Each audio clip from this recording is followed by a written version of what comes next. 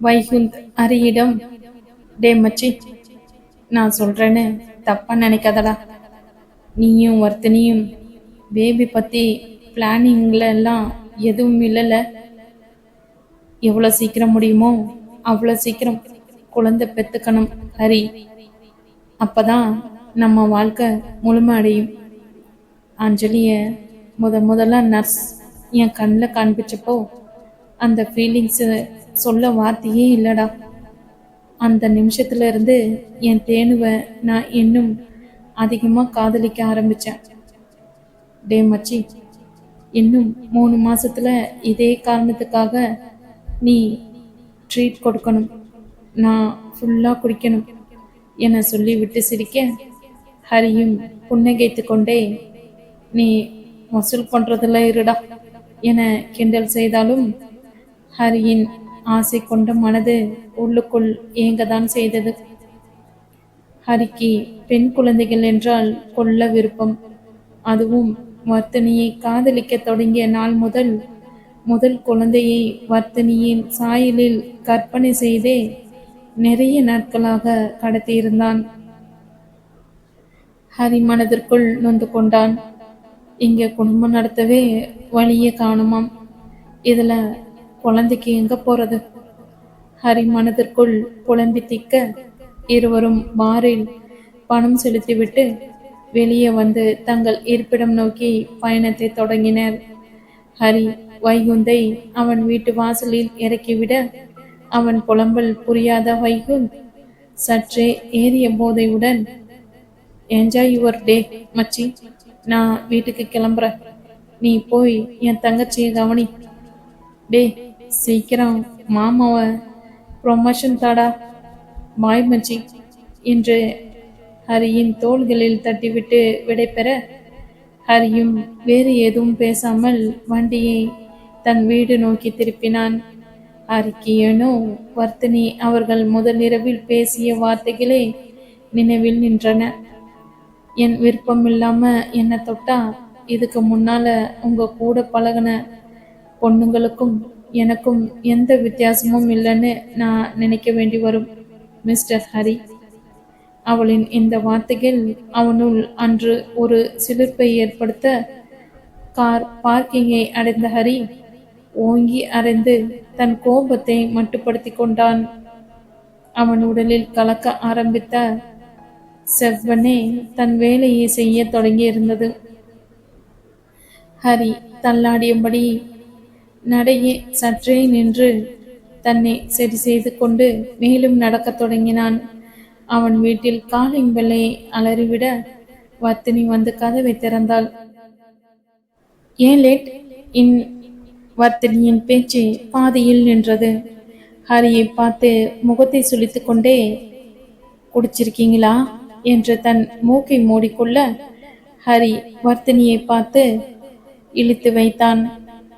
Hi வரு செல்லம், மாமா கொஞ்சமாக தான் குடித்தேன், இத்தனோண்டு என சொல்லிவிட்டு தன் கையை அகலமாக விரித்து காண்பிக்க, வர்த்தினி தன் தலையில் அடித்து கொண்டே, உள்ளே வந்து தொலைங்க, வெளியே நின்று மானத்தை வாங்காதீங்க என சொல்லிவிட்டு அவள் உள்ளே செல்ல, ஹரி அவள் அணிந்து இருந்த டிஷர்ட்டின் நுனியை பிடித்து கொண்டே அவள் பின்னாலே சென்றான். என்ன பண்றீங்க? விட்டு தொலைங்க, உங்க ரூமு போய் தூங்குங்க என அவனிடமிருந்து விலக முற்பட, அவளை நெருங்கி நின்றவன் அப்பாவி போல் முகத்தை வைத்து கொண்டு, வரு தங்கம், மாமா இன்னும் சாப்பிடவே இல்லை தெரியுமா என சொல்ல, சே, டைனிங் டேபிள் எல்லாம் எடுத்து வச்சிருக்கேன், போய் கொட்டிக்கோங்க, என்னை விட்டு தொலைங்க என மேலும் திமிர, நீ ஊட்டினாதான் நான் சாப்பிடுவேன் என அவன் உளறிக்கொண்டே சொல்ல, என்னது என திகைத்தவள், அதெல்லாம் முடியாது, ஒன்று நீங்க சாப்பிடுங்க இல்ல பட்னி கிடங்க, என பார்த்தா எப்படி தெரியுது என முறைக்க, நீ தானே என் செல்ல பொண்டாட்டி, உனக்கு என்ன தெரியாதா என அவன் அவளிடமே விளக்கம் வேறு கேட்டு வைத்தான்.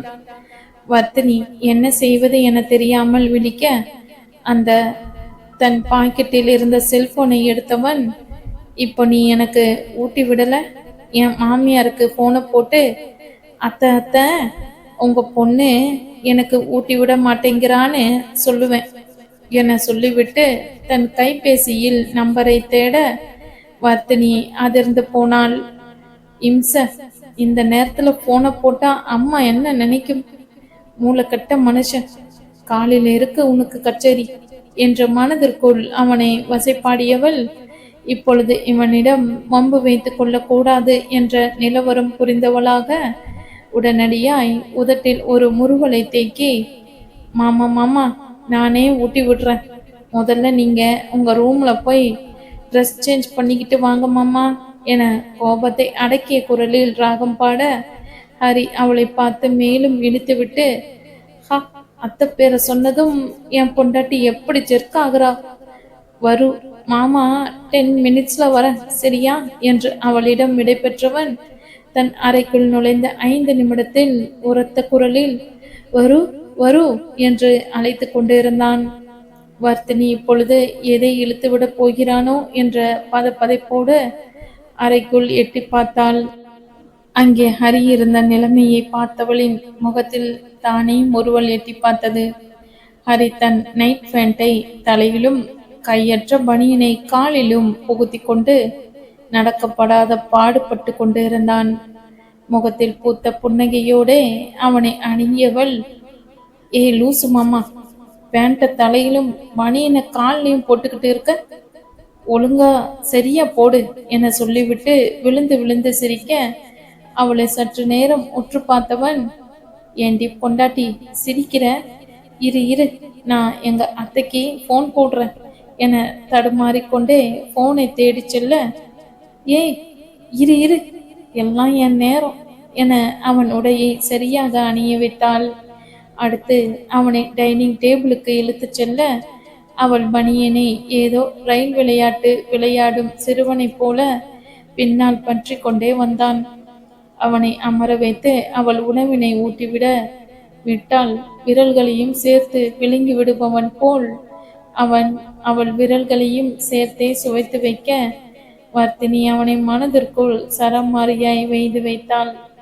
ஒரு வழியாய் அவனுக்கு உணவினை ஊட்டி சிறு பிள்ளையைப் போல் வாயினையும் துடைத்துவிட்டு அவனை அவன் படுக்கை அறைக்கு வழி நடத்தி செல்ல அவன் அவள் பனியனை பிடித்து கொண்டு அவளை அவள் அறையை நோக்கி இழுத்து கொண்டு சென்றான். இவன் என்னதான் நினைச்சுக்கிட்டு இருக்கான்? வர்த்தினியின் பொறுமை நான் உன்னிடமிருந்து விடை பெறவா என வேண்டுகோள் விடுத்து கொண்டு இருக்க, ஹரி அதை பற்றி எல்லாம் கவலைப்படாமல், நான் இன்னைக்கு இங்கதான் தூங்குவேன், என்னை ஏதாச்சும் சொன்ன நான் அவன் முடிப்பதற்குள் உங்க அத்தைக்கு போன் போட்டு உங்க பொண்ணு என்னை தனியா தூங்க சொல்றான்னு சொல்ல போறீங்க அதானே? ஐயா சாமி, உங்ககிட்ட நான் வம்புக்கே வரல, நீங்க என் ரூம்லயே படுத்துக்கோங்க. அவனிடமிருந்து விலகியவள், சீக்கிரம் தூங்கி தொலைஞ்சா தேவல, இதை கீழே தள்ளிட்டு நாம பெட்ல படுத்துக்கலாம். குடிச்சதும் தான் குடிச்சான், வந்த உடனே தூங்குற மாதிரி குடிச்சு தொலைக்க கூடாது. நாளைக்கு வேலையா மறுபடி பஞ்சாயத்தை கூட்டிட வேண்டியதுதான். இருடி இருக்கு உனக்கு. அவனை பற்றி எண்ணிக்கொண்டே பால்கனியில் இருப்பிடம் அமைக்கப்பட்டு இருந்த டியோகோவிற்கு உணவினை வைத்து விட்டு வர, ஹரி வந்ததிலிருந்து மிட்டியை கவனிக்காததால் அவள் காலருகில் நின்று கொண்டு, எனக்கு எதுவும் இல்லையா என்பதை போல் பாவமாக மியாவ் என குரல் கொடுக்க, அச்சச்சோ, இன்னைக்கு உன் எஜமா உன்னை டீல்ல விட்டாச்சா? அந்த ஆளையெல்லாம் நம்பி எப்படிதான் இருக்கியோ?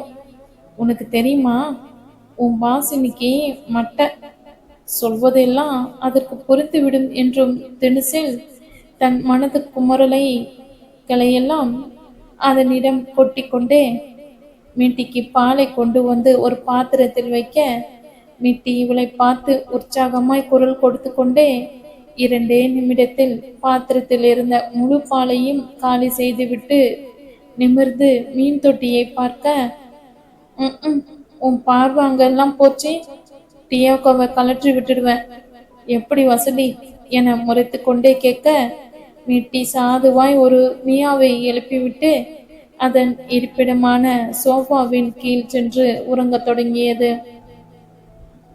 மீன் தொட்டியின் அருகில் சென்று மீன்களுக்கு உணவு இட்டவள் அவன் வளர்க்கிற பூனையையும் அவன மாதிரியே இருக்குது. மடியில இடம் கொடுத்தா தலையில ஏறி உட்காந்துக்கிறது. அப்படி இப்படி என 1/2 மணி நேரத்தை வெளியே கடத்தியவள் எப்படியும் பிளாட் ஆகியிருப்பான் என்ற நம்பிக்கையில் அறையை அடைந்தவள் படுக்கையில் கை கால்களை திசைக்கு ஒரு பக்கம் பரப்பி கொண்டு படுத்து கொண்டிருந்த ஹரியை கண்டு தலையில் அடித்து கொண்டாள். இதை எங்க உருட்டி விடுறது? நாம தான் இன்னைக்கு கீழே படுத்தாகணும் போல. மெத்தையில் இருந்து தலையணையை எடுப்பதற்காய் கையை நீட்டியவள் அடுத்து என்ன நடந்தது என உணரும் முன் ஹரியின் இறுகிய அணைப்பில் இருந்தாள். வர்த்தினிக்கு அவனின் இறுகிய அணைப்பு மூச்சு விடுவதற்கே சிரமத்தை ஏற்படுத்த, இவன் இன்னும் தூங்கவே இல்லையா? என்ன தைரியம்?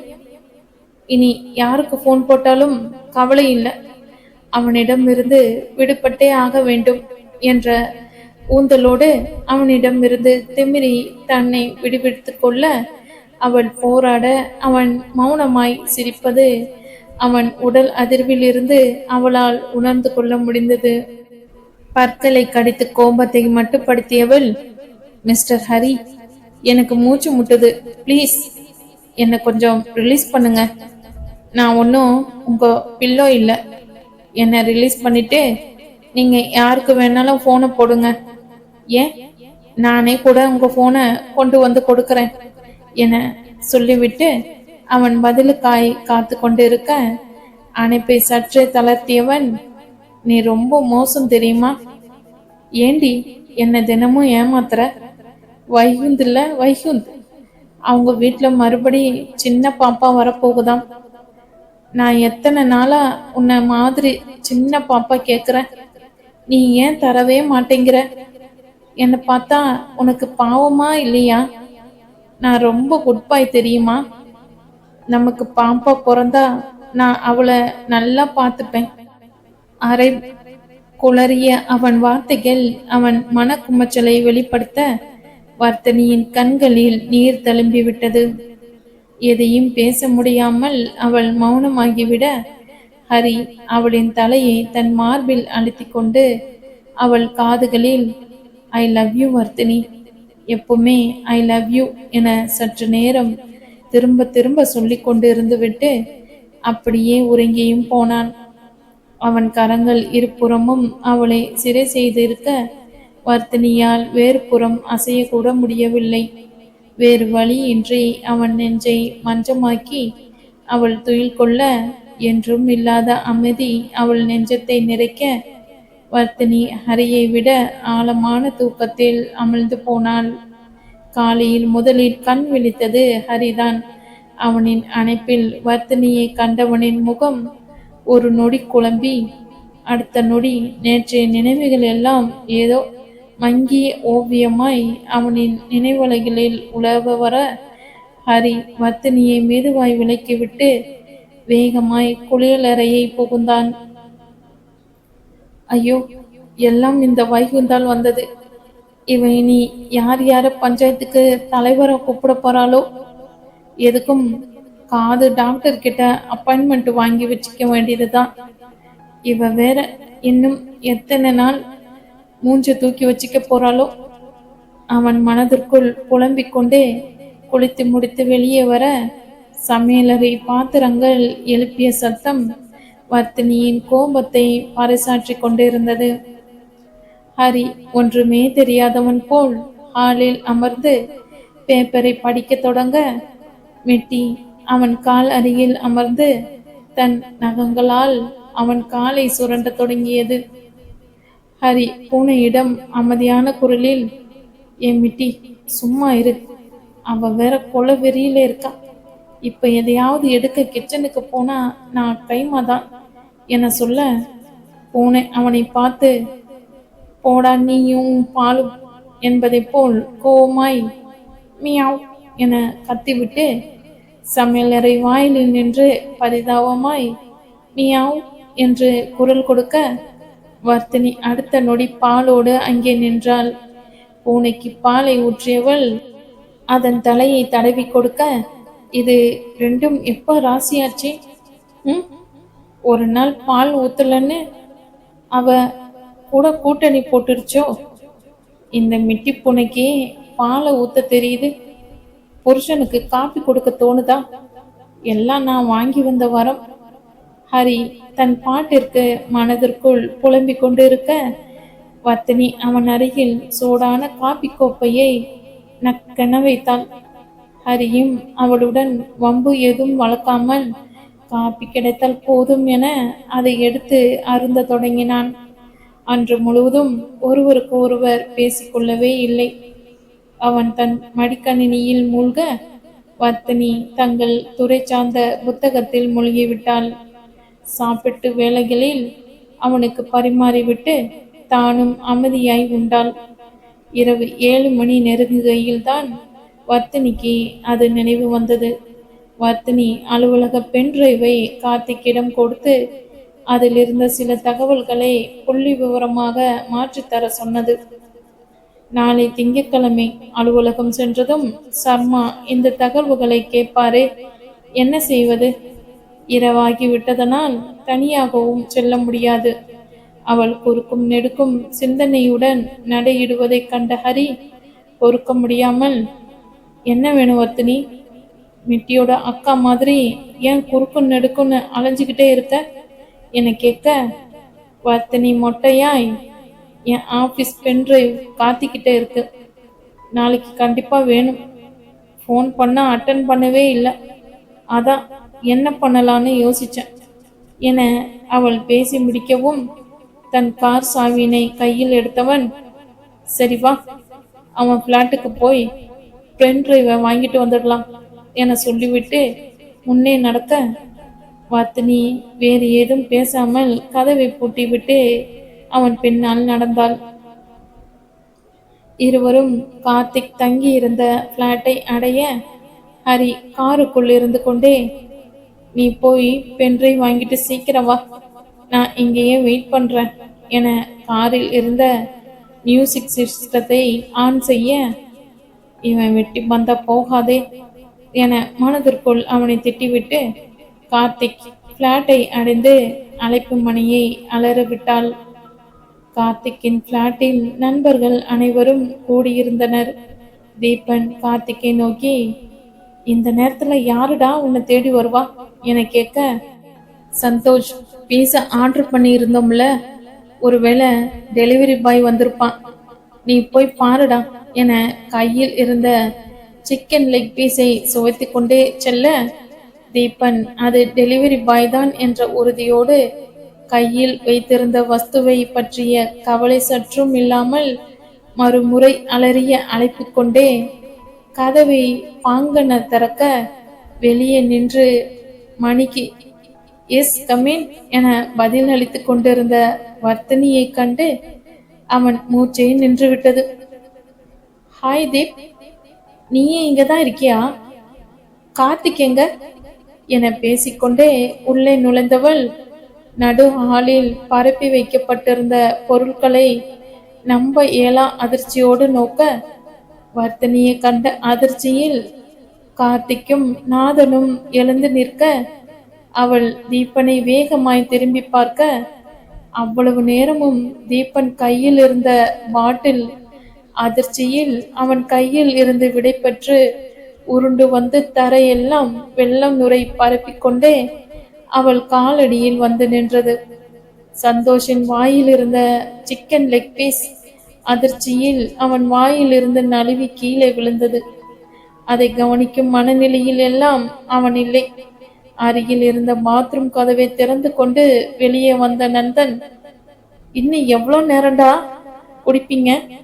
நாளைக்கு மண்டே, எல்லாருக்கும் ஒர்க் இருக்குல்ல என சொல்லிக்கொண்டே நிமிர்ந்தவன் கண்களில் அதிர்ச்சி பிரதிபலிக்க சிலை என நின்று கொண்டு இருந்த வர்த்தினி தென்பட நந்து ஜர்க்காகி நின்றான்.